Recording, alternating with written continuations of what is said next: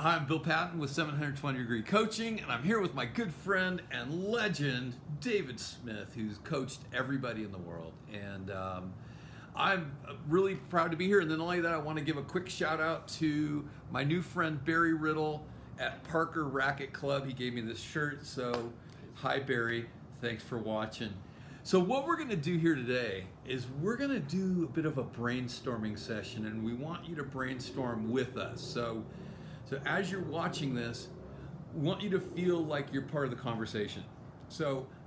And we don't really have a big outline, but what we're going to do, the topic is top 10 leadership concepts, action items, attributes of leaders in the tennis industry, right? And so I don't think either of us has the foggiest for how this is going to end up, right? I mean, I have no idea what we're going to say, but at the end, then what we're going to do is Dave's going to rank his 10, or he maybe off the top of his head he can do the top 5. I'll do top 5, but we want you to be thinking what resonates the most with you out of these 10 things. Where's your logical starting place? So that's, we want you to look at it that way, like you're part of it, and you're going to have something that you'll do in your place because that's appropriate for you. So if my number 1 might not matter to you at all, Dave's probably will, right? Or vice versa. Or it could happen. Anything can happen here. And then we were also talking about how come my head looks so much larger than Dave's? But it's more brain capacity over there. I don't think so. I have actually a kind of a pinhead, but I wear a 7 and 1 1/8 that hat. But all right, so let's get into it. What's the first thing that comes into your mind, Dave, when you think about what needs to happen with leadership in the tennis industry? So this would be like directors of tennis, organizational heads, people who are on committees, managers, even head pros ought to fit the bill. Well, and then even the frontline teaching pro should be showing leadership to their people, their students. It needs to trickle down, and a good leader will have the capacity to create, and this could be one of our first topics terms of leadership, is a style of leadership that goes across the board, all the way to the pro shop stringer and the guy cleaning up the facility, whatever. That has got to be. And so my first thing that comes to my mind is a organizational hierarchy that allows everyone to know not only their position and clearly defines their position, but also how it relates to the grand scheme, if you want to call it the mission statement or the goal or the facility goal. That has got to be in, for example, the USTA mission statement is grow the game. So whatever the USTA does better have some component, a pretty big component of that is their mission statement, to grow the game. And so a facility really needs to have the organizational defined, not just spoken, but really clearly delineated to the entire staff. Okay, let me dig in on that a little bit. Jump on it. So whenever I'm new to any kind of organization, the first question I ask is, what's the mission statement? And then from there, and it has to be really well defined. And see, to grow the game, I mean, it's very murky. So it should be to grow the game, to increase participation with special populations, to blah, blah, blah. I mean, we get into some specifics in that mission to who are these people, have an avatar in mind. And then the next thing would be come up with 5 to 7 objectives. And those are sort of general, directional short-term goals. Well, next after objectives would be then, after you have 5 to 7 objectives, then each one of those you need a kind of a 5-year plan on each objective on how that's going to happen. And then not only that, but then revisit those after a year and go, okay, well, objective 6, we just didn't do anything with that. Do we want to recommit to that, or should we just let that go? Right. And evaluate, because I think every leader, we get into a habit of letting things kind of go under the rug sometimes and not really identifying success or failure because no one likes to admit failure. And so we will end up with a lot of leaders who won't recognize where they may have failed in certain capacities. So we, as a leader, we've got to be able to be objective, not subjective, not emotionally driven, but objectively driven, looking at numbers. Are we meeting growth numbers? Are we meeting whatever our goal is? Are we coming closer and closer to that goal, or are we actually moving away from that goal? And so that is. I want to wrap this one up with this. So yesterday I spent a considerable amount of time on the phone with Sterling Straw there, and we were talking a lot about how winning or losing is the other side of winning. It's all part of the process. So I want to underline your point that it's okay to admit failure. It doesn't, having failed doesn't make you a failure. Exactly. But if you can admit it, own it, figure out what happened, and decide to drop that or do it better, then. And remember when I sharing you that Napoleon Hill quote, right? I'm going to put in the comments. I'm going to show a quote that I was showing Dave this morning, but we're going to end that one. All right. So what's parasailing? Parasailing right there in the distance. Here we're going to. It'll show up in the reflection behind. Will it? Yeah. It should come into view. Yeah, we have a couple things here in St. George. We are here in beautiful St. George, Utah, which is the southern corner of the state.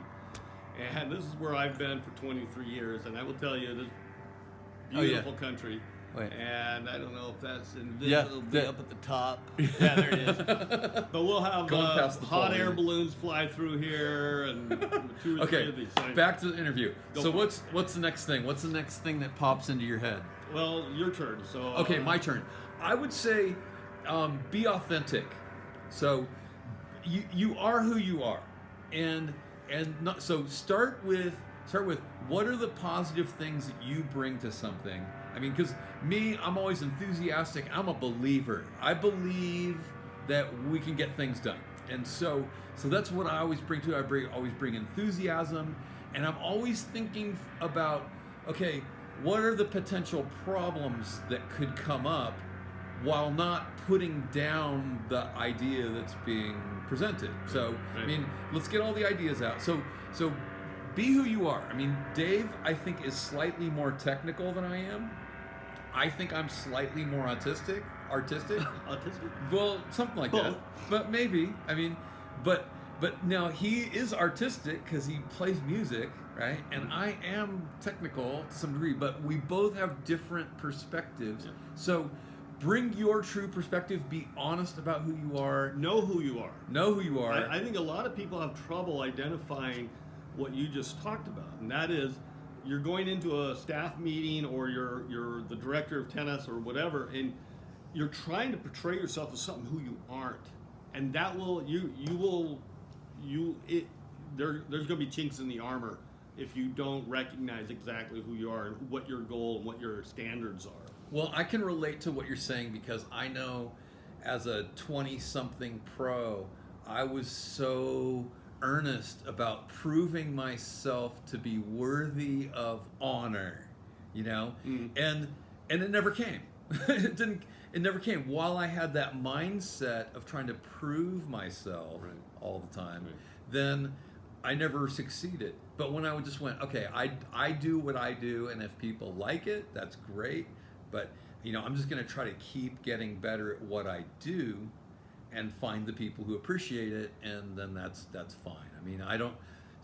But I think to a certain extent that takes time in maturity, and having been through the wars a little bit, and coming away, with claw marks and bite marks and all that, and then you realize, okay, so I'm going to stay true to who I am, but I would have to find out who I am, but always be ready to keep growing. So I think that's the next one. So let's talk about the growth mindset. Okay. Well, the growth mindset is a proactive mindset. So kind of parlaying on what you just mentioned, if you're not looking at things in a proactive, if you're a reactive leader, you're going to struggle, because that means you're waiting for problems to appear, and then you're going to try to put those fires out, and there are going to be more fires than you can handle at some point in time. A proactive leader is always, not only individually the director is looking proactively, but he engages his staff to also be proactive in a way that actually helps create a club that's proactive. Not only recognizing goals and those objectives, but to be actually engaged in going, what do we anticipate? What can happen? Yeah. And let me give you an example of that. Yep. All right. So I bring in a staff member and I'm training him, right? And I go, hey, what I always want you to do is be a really good listening ear to the membership. So, draw people out. If they have a complaint, listen to it, vet it. I mean, if they have a complaint about me, listen to them, and you get to be good cop. You're good cop. I'll be bad cop, right? So you can like bait them on. Yeah, Bill, he can be kind of a jerk, and yeah. I mean, no. So tell me more. Let's flesh this out. I'm on your side, because I want but I want my staff to be an advocate for their clientele and my clientele, rather than just to fall into line with my authoritarian structure where everything Bill does is right. I mean, that doesn't get us anywhere. Right. So then, but they have to report back to me. And then we strategize together, how are we going to handle that? And then I never betray someone who's given me this information. I don't go straight to that person and go, hey, Josh told me this, and hey, look, we got a problem here, and no, you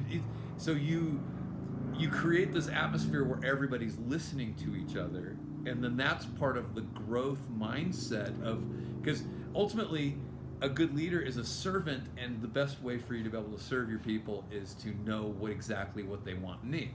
What more can we say about that? I think the goal of any club, academy, facility, fitness facility, that you've got a 4,000 member facility or whatever, you're going to have 4,000 diverse opinions of what that club should be, could be, would be, will be. And you understanding that obviously there's going to be a lot of overlap. But again, I like the fact that with a staffing, you've got to have each other's back. Number one thing that will cause a club to fail is when backstabbing, whether it's verbal, whether it's inferred, whether it's almost a passive aggressive. Scheduling yourself for all the courts that that your rival pro wants, right. And so and undermining their authority through, they don't really know how to teach the backhand, or they don't, whatever. Those little. Bill's a fine coach, but. So I mean, that's another leadership skill, is to be able to be firm about how you're going to expect each member or each staff member to be objectively driven and not subjectively trying to undermine the ego or the authority of another member in the eyes of the membership. Absolutely critical, because that's where your people start talking about each other behind their back. The members start talking bad about Bill, or they start talking bad about Dave, and then the other guys are like, yeah, he kind of can be that way, and you're just adding fuel to that fire that's going to burn your facility down. Right. So you have to, if you're that frontline person, you have to be part of the solution for that person. And then when Bill can prove that he's not the person they thought he was, then the growth happens that way. Right. All right. So what's another really good action item? Characteristic. I like the UCLA's basketball coach John Wooden, of course, had a great saying that says it's amazing how much can be accomplished when no one cares about who gets the credit. I love that statement. Or another one is, of course, when nobody's looking, your character is defined by what. Wait, I want to go back to that first quote for a second. Go back to the first one. We'll come back to that. I have to say, I think from 30 years in the tennis industry, I think tennis pros are generally very poor teammates. And so I want to say, be a great teammate. And so if you ever had any team sports experience, go back to that and go, yeah, what is it like to be a good teammate? What created a successful team? Whether it's an individual sport such as tennis, we both have coached high school tennis. We both have had world-class type teams at the high school level. What created that? I would say the leadership from a coaching standpoint created a team culture that was cohesive. Yes, there's a little drama, but when you create the proactive mechanism that I talked about earlier, you're going to limit how that drama affects the team. And in a club environment, that drama is going to happen. I mean, you're going to have drama. Okay, let's do a quick recap. All right, so we did having a plan, which means mission statement, yep. Organization, right? Objectives and goals. All right, what was the second topic? Good question. Okay, so the one we just talked about was be a good teammate. Right. All right. Proactive. Be proactive with a growth mindset. Okay. Right. Have we discussed another topic yet? I think we've done those three. Mainly those three. Oh, mainly those three. All right. So, I had another idea, but I lost it for a second. I hate that. Well, leadership, if you're going to be, I will say one thing that killed a club that I ran when it actually made me not want to be there anymore was when the owner of the club tried to micromanage his managers. And so sometimes managers themselves, their job is to manage the facility, but they have to also give authority to certain members where authority is going to be successful and create success. And so micromanaging can be detrimental. So I would be a little bit cautious of, if you're not communicating what you feel is successful and creating the opportunity for people to be part of that discussion. Yeah. So again, some managers stifle input. Yes. Okay. So here's what I want to do. All right. So the next topic we're going to talk about is brainstorming. Okay. But I want to make a comment. I want to tell a story about what you just said. So I had a member who's influential with me get excited because the courts were more full than he'd ever seen them before, and he was thinking, we really have to capitalize on this energy, and so I'm going to text Bill immediately my idea. And so I get this idea, and I go, oh, that's not going to work. So from experience, I knew absolutely that it's just not time for that yet. Right. So, okay, how am I going to present myself to this guy, right? I mean, I could go, yeah, hey, G, great idea, but I don't think it's going to work. I mean, is he ever going to share anything with me ever again? All right, so I texted him back, and I said, hey, let's get on the phone tomorrow. So let's find a time when we can have a really good 20-minute conversation about this. Uninterrupted conversation. And I led the conversation by saying, and I don't want to give his name here, but it starts with G, right? I go, so, hey, G, it's Bill. How you doing? Hey, let's talk about your idea. And the first thing I want you to know is, however this conversation goes, the last thing I would want is for you to feel like I'm patronizing you. So, so I want to talk about your idea, but I don't want you to feel like in any way that I'm shutting you down in any way. I find value in what you have. Yes, I'm really glad you shared your idea. Now, and then he immediately said, oh yeah, that idea that I sent you, I didn't really think really long and hard about it. And I was like, oh, okay, cool. Solves the problem. And then I said, hey, I write a lot and I share ideas and I sometimes go and speak about how to grow tennis, and so I have some expertise there. Are you aware of that? And he said, oh yeah. And I'm like, okay, so now let's talk. And so in this conversation, we came up with something to do. Now we have an action item when I get back to my club.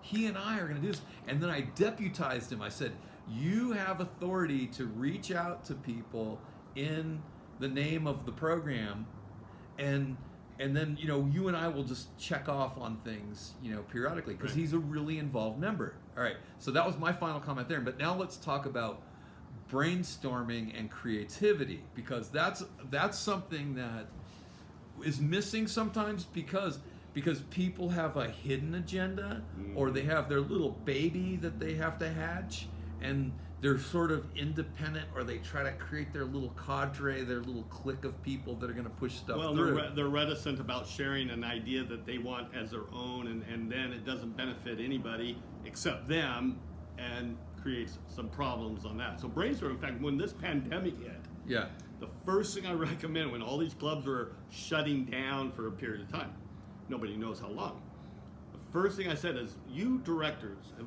got to take an opportunity, because we don't get a lot of opportunities, because we're always out teaching, running a league, running a tournament, and we don't get a lot of times to really sit down for a duration of time and brainstorm what we can do to make this club or this facility, this academy better. So if anybody listening and you run a club and you haven't given your staffing the opportunity to come in and talk to you as a group and brainstorm how, so when you do open your club, that when you open up the club again, members are like, wow, this is really cool, this is different, this is something we never dreamed that would be happening here at this facility. So okay, so I have a comment and a question, and the comment is, a lot of people believe that tennis and individual sports are going to come out like crazy, and then large group and team sports are gonna lag behind because of the social distance. So what are the rules of brainstorming? Well, first one I typically you hear is no idea is a bad idea. Mm-hmm. So I mean, brainstorming is to throw out. In fact, as a writer, you know this as well as I do. And one of the things when I talk to writing groups is, you start writing down ideas regardless whether they're going to be used in this book or not. So brainstorming is really about letting the mind take off on tangents that you might not otherwise allow. And so I want to relate writing again, because when I wrote my first book, I had finally learned how to write and write and write and write and write without editing. Mm-hmm. So I just continued to write. Every morning I would get up and I would write 15 to 30 minutes, and then later when I look back, about 25% of what I'd written was just absolute garbage. And then I had repeated myself, but that was okay, because it doesn't take long to delete those things, right? But because I kept going until I felt like all of my ideas were out the whole way, then it was time to go back and rewrite it and do a second draft. So every brainstorming session should be a rough draft that's going to be going towards a more refined thing on the second pass. And you can, so like for instance, when I was the chair of junior council for UST NorCal, I was like, hey, where are we? Let's get all the ideas out, and then we'll look at them, and then now rank your top ones. Hierarchy of each. And that's part of what is informing this talk right now. So brainstorming means a lack of criticism until the second round. Right. And then you start to look at things and go, what's practical? You even put practicality aside, because you want to get into like a dream state of what could happen, what do we want here? If somebody comes up with an idea, you have to treat that idea, because if it was important enough for that person to throw an idea out there, it obviously has validity to that person for a reason. Now, you may not recognize that idea as being valid because your experience didn't allow you to recognize it from that perspective. Well, and imagine how you have empathy. Imagine how you feel when your idea is shot down. So I'm like, hey Dave, yeah, that's a really good idea. Right? No, I mean, imagine, have empathy. Realize that when people come to you with something, you can do a lot of harm at that moment if you don't listen, and if you come with a patronizing attitude, like we said before. All right, so I've got another topic. Okay, we can go on. So another leadership concept I've discovered that has caused failure in facilities and organizations is when a director or organizational manager or whatever wants to be right at the expense of being successful. So we have to recognize that sure, we can be right about something and cause failure in our attempt to prove we are right.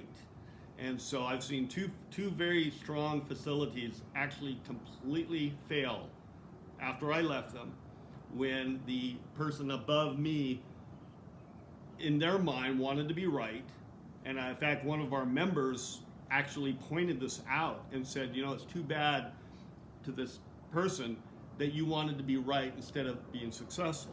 And there's a big difference between right and success in your organization. So as long as you have a clear picture of what you want to succeed at, that goes back to the organization, the goal setting, the ambition, the mission statement. If you undermine that by saying, I'm right, you're wrong, and I'm going to prove you wrong, you may risk complete failure. Well, you alienate people that way. Yeah, exactly. So I think we all have a fantasy of being the dictator, right? Yeah. I mean, it's like, oh, well, if I were a king, I would be the benevolent king, and all the people will love me, right? But, actually, the benevolent king has to listen to his subjects, right? Because if they're all saying we're starving and and we're tired of all the wars and all that, then the king has to go, well, we can't go to war with France right now because all of our people are just exhausted, right? So that's a really big, it's a big deal. So yeah, I mean, but sometimes people even get into this thing about, they're going to be the supreme dictator and my way is the highway and I will rule with an iron fist. But now let's shift gears. All right, so there's this. What were you calling that topic? Right versus success. Okay, all right. So I would frame it as are you going to be collaborative or are you going to be dictatorial, right? And so you have a lot more to gain by being collaborative. But now the next topic is what saves that, right? And it's integrity. So integrity kind of comes back to that authenticity. Right. Who you are. Oh, now we got a better picture of the guy right there. That's awesome. That's a welcome distraction from all this jibber jabber. So now, so you as a person have your goals and you have your really good things that you want to achieve. And I think one of what you have to pair that with is integrity. So in Hamlet, Hamlet's dad says to him, "To thine own self be true." Right? So don't do something that's false to you. And another thing is, be as equitable as you can be.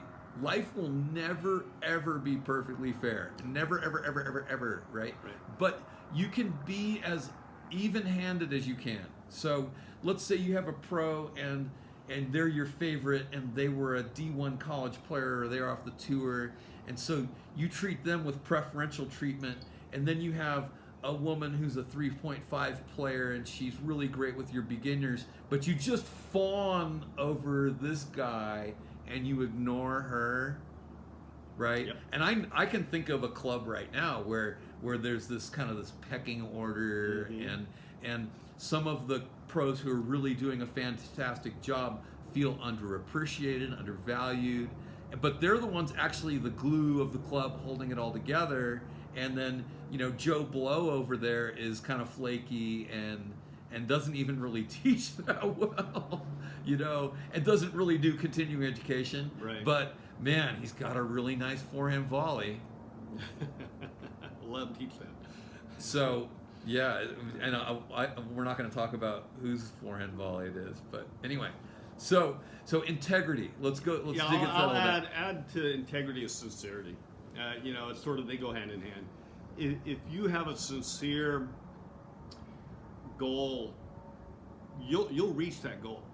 When I took over the tennis team I've been coaching the last 4 years, I told them 4 years ago that we would have a state championship within 4 years, and we should have had it in the second year. We lost by 2 points, and the next year we lost by 1, and then we won the state championship by record margin. But it gave our kids so many high school, and this is kind of organization, kind of leadership. So many coaches express either verbally or non-verbally to their team or their club or that we're never going to be like that team or that club or that facility. We just don't have it in us. Now you have created a belief that there's a limitation. Yeah. And I think that's one of the biggest limiting failures. Thoughts, yeah. And everywhere I've gone, I've taken teams that literally were probably, some were great, some started off horrible, and we built up, just as I mentioned. And that became because I was interviewed a couple of weeks ago when I announced my retirement, and the interviewer, the reporter said, in one word, what would sum up your coaching style or success? And I said, belief. Because I've created a sincere, goes back to integrity and sincerity, a belief that I cast to my players that they were going to be state champions, the best in the entire competitive state that they competed. So that was our goal. That became where our long-term goal was. Okay. So believe. So I think this is the final one because I don't know about you, but I'm a little tired and I want to go hit some tennis balls. Okay. But the final one is empathy, because nobody cares how much you know until they know how much you care. And now here's an interesting fact: is that 1 in 4 people in the United States right now is mentally ill, and so at your club, you have people who are hurting inside. Now, I mean, they just might be suffering from a little bit of anxiety, right? Or they could be borderline schizophrenic, right?